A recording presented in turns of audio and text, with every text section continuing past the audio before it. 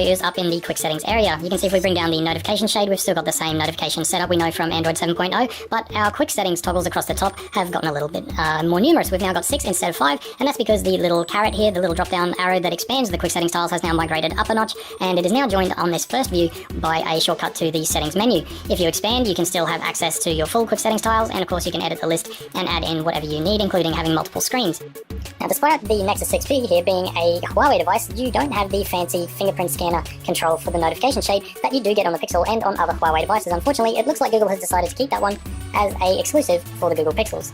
And right from the top of the list of Android features that we cannot believe it took this long to finally make it is the addition of a restart button to the power off menu. May have taken forever, but I'm just glad it's here.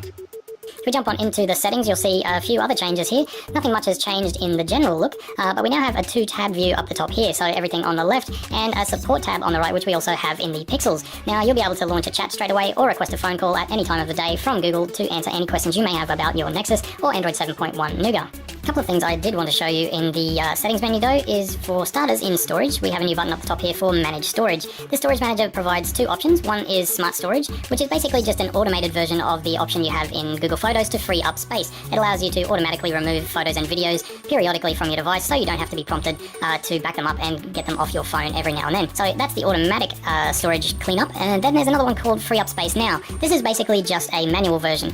You've still got access to photos and videos to clear up, but you can also choose to enable apps and download cleanup, which basically will populate this list every now and then with a bunch of downloads that you could potentially delete, as well as apps that maybe you're not using so much. And down the bottom here, you'll get a quick tally of how much space you can free up if you do so. So the next thing I wanted to show you is a little bit further down. It's a new section called Moves, which you will have seen if you've been watching any of our Google coverage. Now, Moves is basically a bunch of gesture shortcuts. There's the familiar one for a double press of the power button to launch you straight to the camera app. Then there's of course the flip gesture that you would know from Motorola devices to switch between the front and rear facing camera, and then lift to check your phone, also known as ambient mode, where you pick up your phone and it will display your notifications on the lock screen. Of course, we're not going to get the fancy new parallax wallpaper effect that you see on the new Pixel phones, and the wallpaper picker on Android 7.1 on a traditional Nexus is much the same as it has always been. Although Android 7.1 does have support for round icons, in the Android 7.1 version you'll find on Nexuses, you'll see that all of the icons are still of the old variety and not the circular ones you'll see on the Pixel.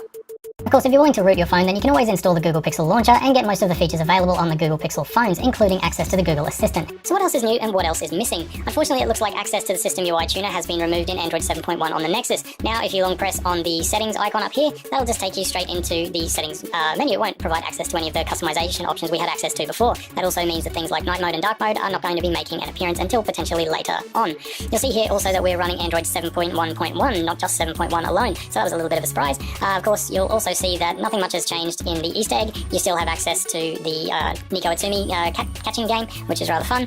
And one other thing you'll notice here is that in the system updates up the top here, when you press that, you get a splash screen that just tells you that your system is up to date. It will actually check for an update at the time, but there's no longer that satisfying button to mash when updates start to roll out. So that's about it for the new stuff in Android 7.1 on the Nexus devices. There may be some additional Pixel features coming at a later point. There is one more developer preview planned for later in November, before the final public release of Android 7.1 in early December. Till then, guys, keep it locked to Android Authority and subscribe to the channel if you haven't already, because we are your source for all things Android.